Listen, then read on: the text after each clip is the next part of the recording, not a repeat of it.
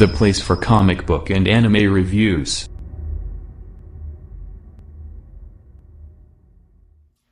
Hey there, you guys. Welcome to the Brevin Campbell 12's YouTube channel, playing for your comic book and anime reviews. Today, guys, my review for Captain America: Symbol of Truth, Volume 1. So it was really interesting getting back into a Captain America book once more again. I've heard like a few rumblings about this series. I hadn't heard like a whole lot. I've been kind of out of comics for quite some time now. And I decided, like, with a lot of the political things going on right now in the world, I kind of was missing comic books. I wanted to, when I was at Barnes & Nobles, I saw a Captain America book with Sam Wilson on the cover and another Captain America book with Steve Rogers. I knew these came out around the same time. One was called Symbol of Truth, the other one was called Sentinel of Freedom, or Sentinel of Liberty. That was the name of it. So I really wanted to check out the Captain America series. And I've heard like, the things I have heard about the book were pretty positive. Like I've heard like a lot of positive reviews of both Captain America books. So I decided to go ahead and check it out. And I gotta say, for this first volume, I really dug it. I really dug the storyline that was going on with Sam Wilson and this whole political message about immigration that was going on. I also really loved the story at the beginning. I think both volumes have this first story to kind of kick us off, where both Captain America are fighting against Arnim Zola. And throughout the issue, you hear like Arnim Zola talking about what it means to be an American, what America means, and what America has done over the years to its people, to its citizens, all the horrific, like truly horrific things that have happened in America, and putting that question to what does it mean for Captain America wearing the symbol of America when the country is in turmoil.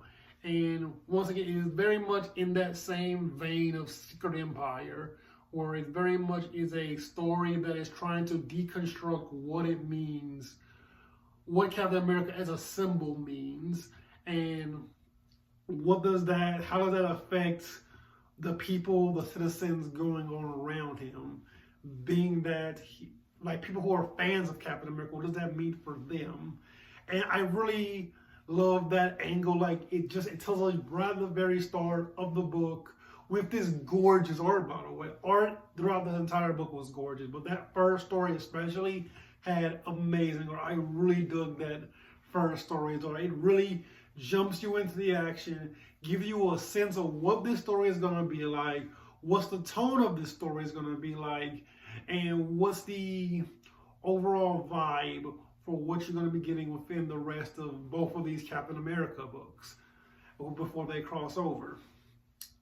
And I really liked how the story did that. So throughout the main part of the Symbol of Truth book, and we're getting this immigration story, and we're getting a lot more focus on Joaquin Torres throughout the book, and him kind of going around and like wanting to save his sister and their relationship with each other, and his sister being captured.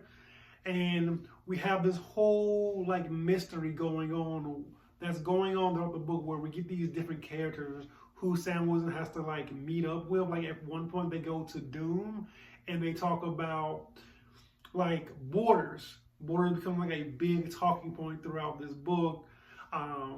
With Latveria, and then we get Wakanda. And that Wakanda was probably the big one throughout this book. Like the big one they're definitely trying to focus on is Wakanda's barriers. I'm not sure what was going on with Black Panther at this time. There is a note about there's something big going on with Black Panther. Like Black Panther is no longer the king of Wakanda at this point in time. I know around here he's being written by Eva Ewing. This is post Ta-Nehisi Coates' run. I'm not sure.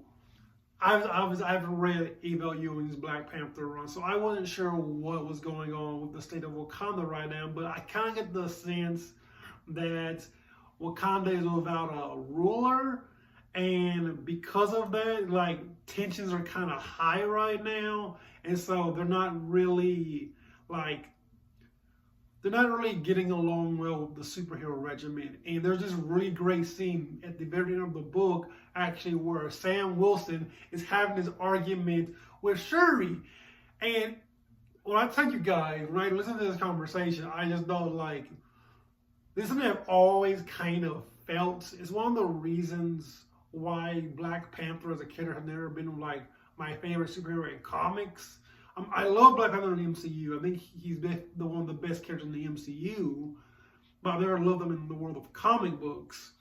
And it kind of made me think about like how those differences are like between the MCU counterparts and the comic book counterparts, and how I kind of like am very like split on how I feel about those characters and those different versions of the characters. But in this sequence, we're getting this scene between Sam and Shuri, and Sam kind of brings up the fact that, like, you know, T'Challa comes from a place of privilege. He's a king. He's royalty. Yes, he's a black man, but he's not like Sam. He's not like Luke Cage.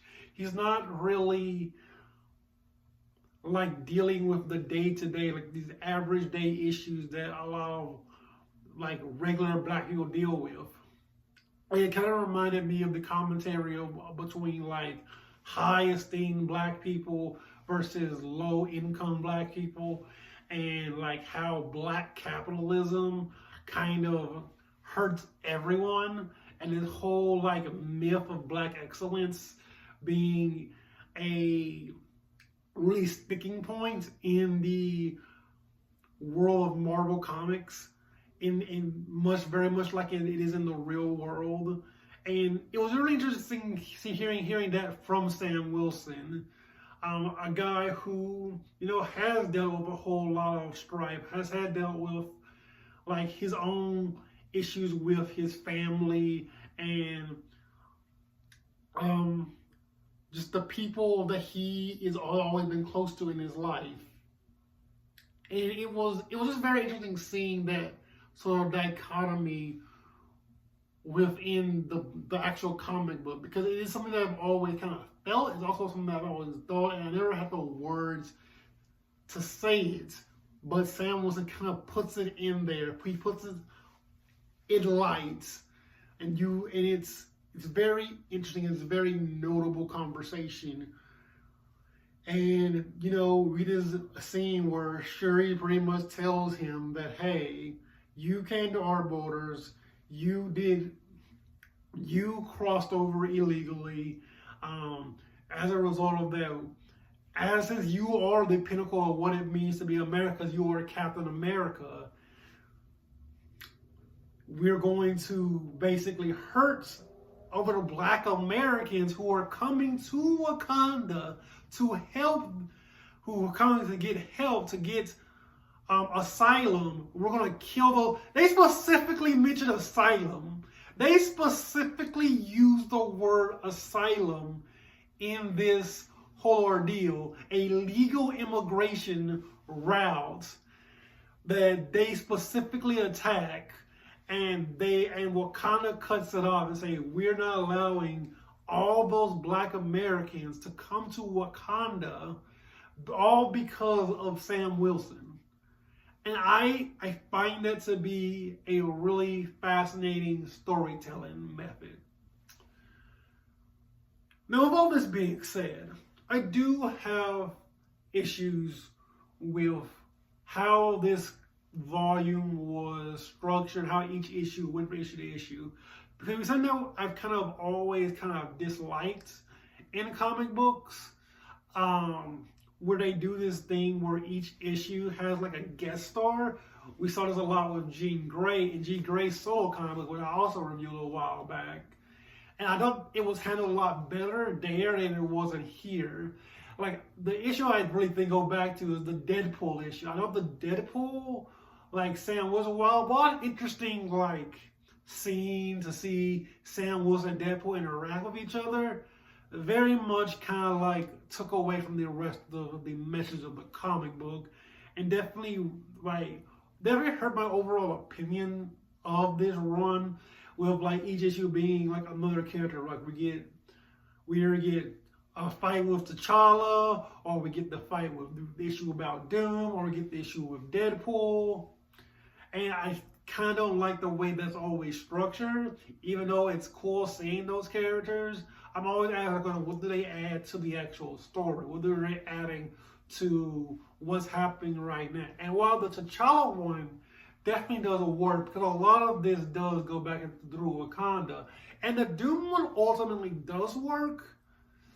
I just wish Deadpool wasn't there for that scene, because Deadpool being there definitely took away from the rest of the sequence. Even though I love Deadpool, I think Deadpool's a great character as well, but him being there definitely hurt the book overall. But yeah, that's my notes on Captain America: Symbol of Truth, Volume 1. I will catch you guys later. Peace out.